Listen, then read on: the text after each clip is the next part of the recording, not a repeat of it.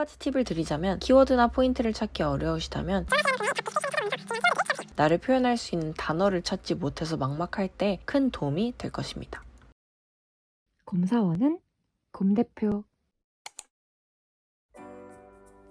안녕하세요. 곰사원은 곰대표 채널의 핑곰입니다. 저는 현재 회사에서 IT 기획자로 일을 하고 있고요. 퇴근 후에는 특수대학원에서 공부를 하고 있는 대학원생입니다.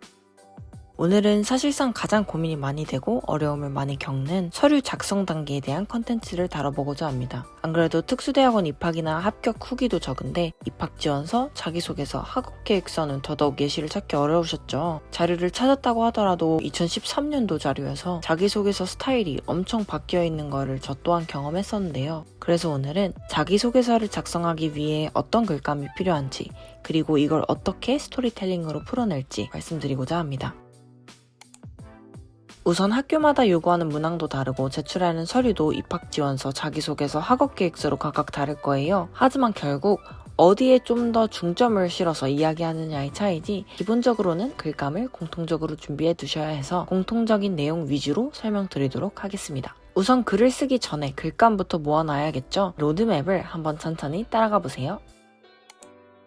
첫 번째, 내가 왜 이 분야, 이 전공, 그리고 이 학교에 지원했는지에 대해 고민을 해보세요. 이 부분에 대한 깊은 고민 없이 바로 글을 쓰기 시작한다면 분명 앞뒤가 안 맞는 글이 나오거나 진정성이 떨어지는 글이 나올 겁니다. 표현이야 주위에서 피드백을 받고 여러 번의 퇴고를 하면 개선되겠지만 전체적인 스토리텔링은 깊은 고민 없이는 구상할 수 없다고 생각합니다. 예를 들어서 저의 경우 데이터 분석을 배우기 위해 대학원에 지원을 했었는데 왜 IT 기획자로 일하면서 데이터 분석을 배워야겠다고 생각했는지, 왜 그걸 배우기 위해 현업뿐만 아니라 학교까지 선택했는지, 그리고 왜 하필 이 학교여야만 했는지에 대해 풀어나갔습니다. 현업이 아닌 학교를 선택한 건 제가 추천 알고리즘에 텍스트 마이닝을 접목한 연구를 깊게 해보고 싶은데 현업에서는 그것을 하기 너무 어려운 환경이었고요. 제가 지원한 그 학교에서 이 두 가지를 접목한 연구를 하고 계신 교수님이 있었기 때문에 지원했다라는 형식으로 풀어냈습니다.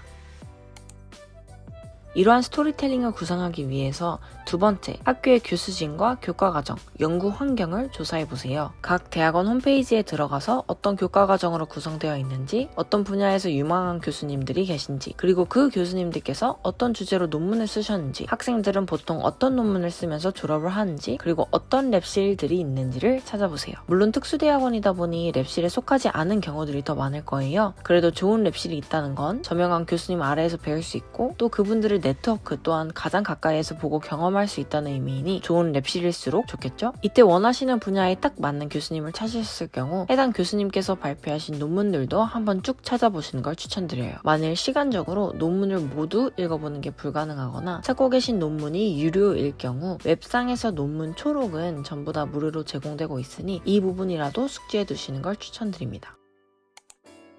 세 번째, 반대로 입학사정관의 입장에서 어떤 역량의 사람을 뽑아야 이 대학원 과정을 잘 마치고 졸업해서까지 이 학교에 좋은 영향을 미칠지 역으로 고민을 해보세요. 나를 뽑는 사람의 입장에서 생각해야 한다는 포인트입니다. 가령 데이터 분석 영역에서 학생이 졸업하고 좋은 아웃풋을 내기 위해서는 데이터를 읽을 줄 아는 능력뿐만 아니라 데이터를 통해 얻은 비즈니스 인사이트를 잘 적용하고 이것을 통해 실제 수익을 창출해낼 수 있는 사람이 좋겠죠? 그래서 실제로 특수대학원에는 본인의 회사를 운영하거나 스타트업에서 CTO, CPO를 하신 분들도 굉장히 많습니다. 뽑는 사람의 입장에서 보면 이분들이 내는 성과가 곧 이 대학원의 성과가 되는 것이니까요. 물론 이런 분들만 붙는 건 아니에요. 저는 경험이 많지 않은 사회초년생이었거든요. 다만 포인트는 나를 뽑는 사람의 입장에서 생각해보라는 것입니다. 내가 아무리 이것저것 많이 해봤어도 실제로 나를 뽑는 사람의 관점에서 봤을 때 메리트가 없는 경력이나 경험이라면 과감하게 배제하시는 걸 추천드립니다. 내가 하고 싶은 말보다는 남이 듣고 싶은 말 위주로 글감들을 모아보세요.